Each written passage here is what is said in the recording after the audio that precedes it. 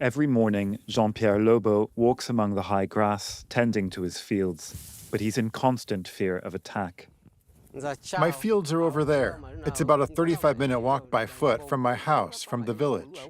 In the surrounding hills, militias linked to the Hema and Lendu ethnic groups fight one another. The long-standing rivalry between the two ethnic groups has trapped the region in a cycle of violence. Civilians are often targeted. I always keep an eye on the other side over there to reassure myself that there aren't any rebels launching an attack. Jean-Pierre's vigilance saved his life just the month before. I heard gunshots and I ran into the grass to hide. The rebels killed a lot of people and burned houses.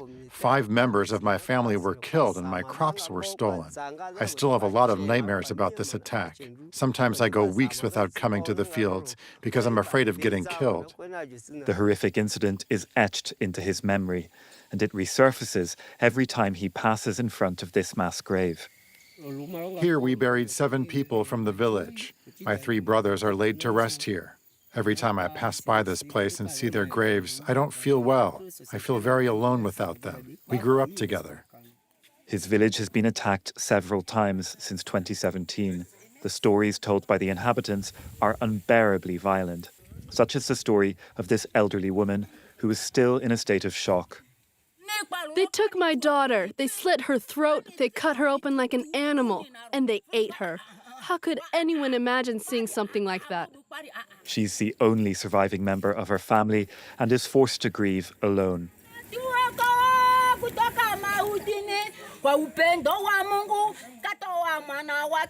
In Ituri, in Eastern Democratic Republic of Congo, the army is deployed on the ground, but there are nowhere near enough troops to control the whole territory. The result is that local militias call the shots. It's impossible to get around without an escort. Checkpoints are everywhere. During periods of high tension, it's practically impossible to get through. To reach Drodro from Bunia using this road, because there's a very high risk of armed violence from groups that are active on the road. In this area, which is a base for some militiamen, some fighters agree to talk, their faces hidden.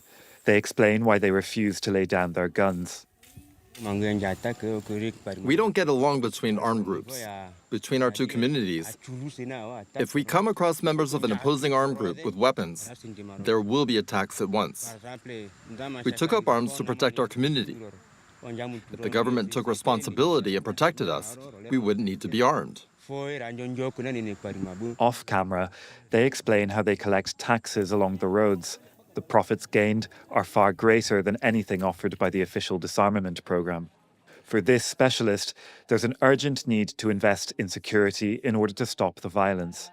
It's important for the state to regain its power, particularly in terms of protecting civilians and their property.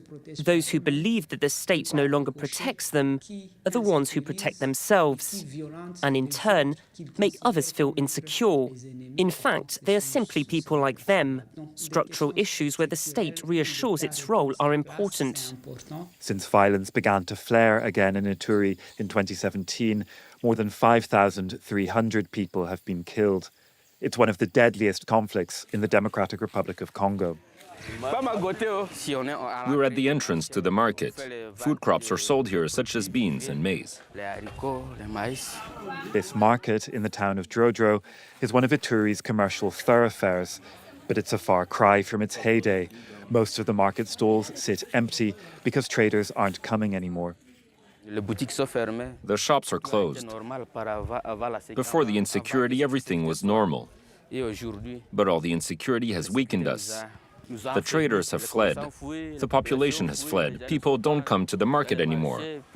Before, at this time of day, you'd see lots of people. In the churches, Sunday prayers help to offer some hope to local residents, to comfort families stricken by tragedy. We want peace. Without peace, we can't do anything. Peace is essential for tending to our fields, for children to go to school, for the economy to recover, for people to be able to move freely. We want peace. To try to restore stability, the Congolese authorities have called in the help of its neighbour Uganda. Thousands of Ugandan soldiers are now deployed in eastern Congo, but their presence isn't a panacea. Some in Ituri accuse them of protecting the Hema community over other ethnic groups.